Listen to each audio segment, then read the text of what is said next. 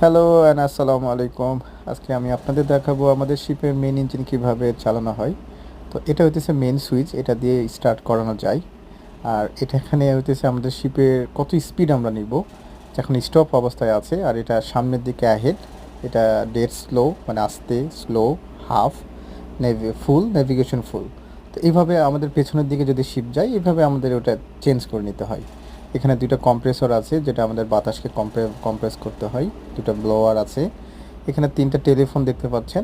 এটা আমরা একটা মাঝখানেটা সবসময় ইউজ করি, আর বাকি দুইটা ইমার্জেন্সিতে ইউজ করা হয়। এখানে কিছু আপনারা মিটার দেখতে পাচ্ছেন। তো এখানে রাডার অ্যাঙ্গেল, রেগুলেশন, মেইন ইঞ্জিনের আরপিএম মানে কত স্পিডে চলছে।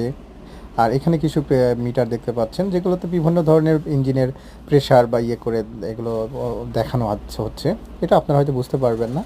এখানে একটা কন্ট্রোল প্যানেল আছে, এই প্যানেলে দেখাচ্ছে যে আমাদের ইঞ্জিন কী অবস্থায় আছে, কিভাবে চলছে, এই সব আর কি।